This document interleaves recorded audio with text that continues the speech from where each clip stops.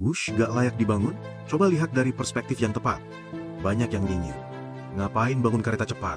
Tiketnya mahal, penumpangnya dikit, biayanya triliunan. Tapi kalau negara cuma mikir untung rugi jangka pendek, gak akan pernah ada listrik di Papua, tol Trans Jawa, atau MRT Jakarta.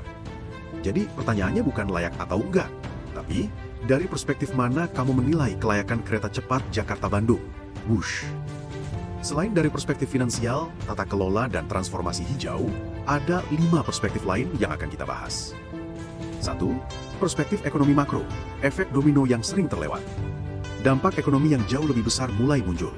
Perkiraan riset independen menyebut bahwa investasi transportasi besar bisa memicu aktivitas ekonomi tambahan atau multiplier effect hingga beberapa kali lipat investasi awal. Contoh nyata, tanah di koridor Bandung-Karawang harganya naik, kawasan industri baru bermunculan, lapangan kerja ribuan tercipta, dan aktivitas bisnis baru di sekitar stasiun, logistik, dan properti ikut hidup. Jadi, yang tumbuh bukan cuma relnya, tapi ekonomi sekitar rel itu. Proyek infrastruktur besar itu memang mahal di awal, tapi menopang pertumbuhan selama puluhan tahun. 2. Perspektif geopolitik. Posisi Indonesia di dunia. Proyek WUSH bukan sekedar transportasi, ini bagian dari strategi negara.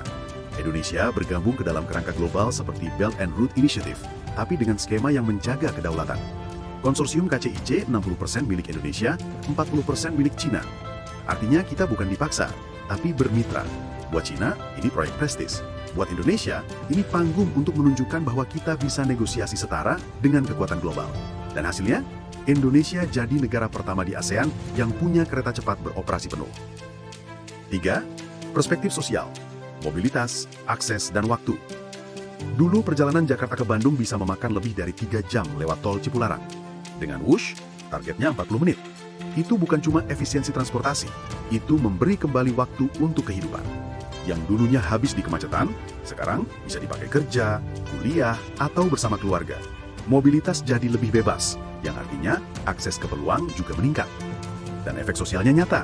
Bandung makin terbuka buat pebisnis dari Jakarta, dan generasi muda punya lebih banyak mobilitas dan peluang kerja lintas kota.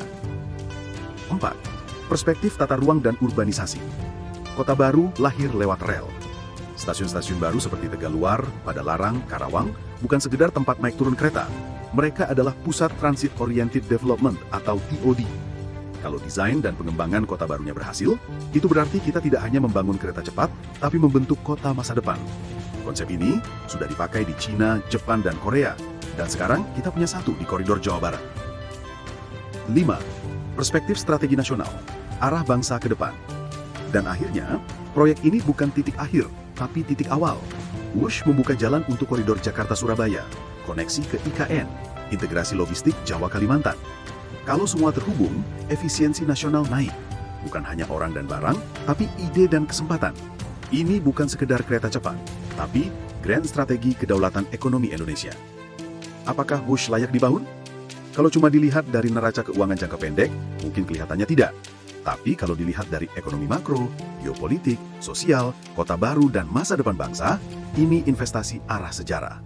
Karena negara yang maju bukan negara yang takut rugi, tapi negara yang berani menanam untuk masa depan.